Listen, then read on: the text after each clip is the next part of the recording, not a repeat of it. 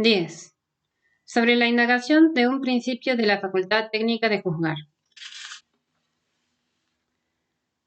Cuando solo se trata de hallar el principio explicativo de lo que ocurre, este puede ser o un principio empírico o un principio a priori, o bien puede estar compuesto de ambos, según puede verse en las explicaciones físico-mecánicas de los acontecimientos en el mundo de los cuerpos, las que encuentran sus principios parte en la ciencia general de la naturaleza racional y parte también en aquella que contiene las leyes empíricas del movimiento. Algo parecido acontece cuando se busca para lo que ocurre en nuestro espíritu motivos psicológicos de explicación, solo con la diferencia que, por lo que yo sepa, sus principios son en su totalidad empíricos, exceptuando uno solo, a saber, el de la constancia de todas las transformaciones, porque el tiempo que tiene una sola dimensión es la condición formal de la intuición interna. El que a priori está en la base de estas percepciones, de lo cual, empero, no se puede sacar casi nada a los efectos de la explicación, porque la teoría general del tiempo no proporciona, como la teoría pura del espacio, geometría, materia suficiente para toda una ciencia. Si se tratara, pues, de explicar de qué modo lo que llamamos gusto ha aparecido por primera vez entre los hombres, porque estos objetos los ocupaban mucho más que otros y han promovido el juicio sobre la belleza, en estas o aquellas circunstancias del lugar y de la sociedad, ¿por qué causa el gusto ha podido incrementarse hasta llegar a ser lujo y otras por el estilo? Los principios de tal explicación tendrían que ser buscados en gran medida en la psicología, por la que en tal caso siempre se entiende ciertamente la empírica.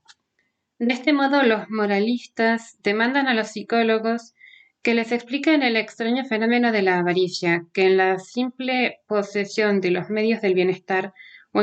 en cualquier otro fin, pero con el propósito de no hacer nunca uso de ellos, pone un valor absoluto, o la ambición, que cree descubrir el honor en la mera fama sin otra intención ulterior, para que, de acuerdo con estas explicaciones, puedan dictar su prescripción no acerca de las leyes éticas mismas, sino de la eliminación de los obstáculos que se ponen a su influjo. Con todo lo cual habrá que aceptar la extrema pobreza de las explicaciones psicológicas, en comparación con las físicas, pues ellas no dejan de ser hipotéticas y que para tres principios explicativos distintos es fácil imaginar un cuarto no menos aparente y que por lo tanto una cantidad de pretendidos psicólogos de esta clase que saben indicar las causas de toda afección o emoción del espíritu despertada por espectáculos, representaciones poéticas u objetos de la naturaleza y que quizás hasta llaman filosofía a este su ingenio,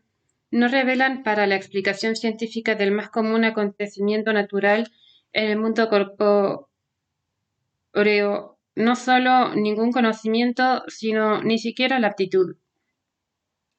Observar psicológicamente, como Burke en su tratado sobre lo bello y lo sublime, es decir, reunir material para reglas futuras de experiencia que han de ser vinculadas sistemáticamente sin querer, empero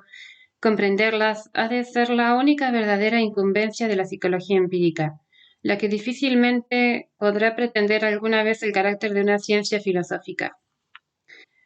No obstante, ni un juicio se atribuye a sí mismo validez general y pretende por lo tanto poseer necesidad en su afirmación, sea que esta supuesta necesidad resida en conceptos del objeto a priori o en condiciones objetivas para conceptos que a priori sirven de fundamento. Entonces, si a un juicio de esta clase se concede tal pretensión, sería un despropósito justificarla explicando psicológicamente el origen del juicio. En efecto, con ello se actuaría en contra de la propia intención, y si la explicación ensayada fuera lograda por entero, demostraría que el juicio de ningún modo puede tener la pretensión de necesidad, precisamente porque es posible probar su origen empírico. Mas los juicios estéticos reflexivos, que en adelante analizaremos según el nombre de juicios de gusto, son de la categoría arriba indicada. Pretenden poseer necesidad y no dicen que todo el mundo juzga de este modo, con lo cual ellos serían un problema para la explicación por parte de la psicología empírica, sino que de este modo debe juzgarse, lo que equivale a decir que tienen para ellos un principio a priori. Si la relación con tal principio no estuviese contenida en juicios de esta clase, dado que pretenden ser necesarios, habría que suponer que en un juicio se puede afirmar la pretensión de validez general porque, en realidad, como lo demuestra la observación, él tiene validez general y a la inversa que del hecho de que todo el mundo juzgue de un modo determinado, se sigue que de este modo también deba juzgar, lo que es un despropósito evidente. Ahora se presenta, por cierto, en los juicios estéticos reflexivos la dificultad de que de ningún modo pueden ser fundados en conceptos ni por tanto deducidos de ningún principio determinado, porque de otro modo serían lógicos, pero la representación subjetiva de finalidad no debe ser de ningún modo un concepto de un fin. Mas la referencia a un principio a priori puede y ha de tener lugar en todos los casos en que el juicio pretende poseer necesidad. Mas la referencia a un principio a priori puede y ha de tener lugar en todos los casos en que el juicio pretende poseer necesidad, única pretensión de la cual y de su posibilidad se trata aquí, mientras una crítica de la razón es inducida precisamente por esta pretensión de investigar el principio mismo que, aunque indeterminado, constituye su fundamento y hasta puede lograr encontrarlo y reconocerlo como uno que subjetivamente y a priori está en la base del juicio, si bien jamás puede suministrar un concepto determinado del objeto. Del mismo modo, es indispensable confesar que el juicio teleológico está fundado sobre un principio a priori y es imposible sin él, aunque el fin de la naturaleza en esta clase de juicios únicamente lo podemos encontrar por medio de la experiencia, sin lo cual no podríamos saber qué cosas de esta índole sean siquiera posibles. Porque el juicio teleológico, aun cuando enlaza un concepto determinado de un fin, al que pone como fundamento de la posibilidad de ciertos productos de la naturaleza, con la representación del objeto, lo que no ocurre en el juicio estético, es con todo siempre solo un juicio reflexivo, igual que el anterior. No pretende en modo alguno afirmar que en esta finalidad objetiva la naturaleza u otro ser a través de ella proceda de hecho intencionalmente, esto es, que en ella o su causa el pensamiento de un fin determine la causalidad, sino que solo de acuerdo con esta analogía, relaciones de las causas y los efectos, tenemos que utilizar las leyes mecánicas de la naturaleza para conocer la posibilidad de tales objetos y llegar a tener un concepto de ellos, que puede procurar a aquellas una conexión en una experiencia que debe ser hecha sistemáticamente. El juicio teleológico compara el concepto de un producto natural según lo que es, con lo que debe ser. Aquí se postula como base para juzgar su posibilidad un concepto del fin que le precede a priori. Representarse así la posibilidad en productos del arte no implica ninguna dificultad. Pero pensar de un producto de la naturaleza que ha debido ser algo y juzgarlo según si también en realidad es así, contiene ya el supuesto de un principio que no ha podido ser derivado de la experiencia, que solo enseña lo que son las cosas. De manera directa nos enteramos de que podemos ver por el ojo e igualmente de su estructura exterior e interior que contiene las condiciones de su posible uso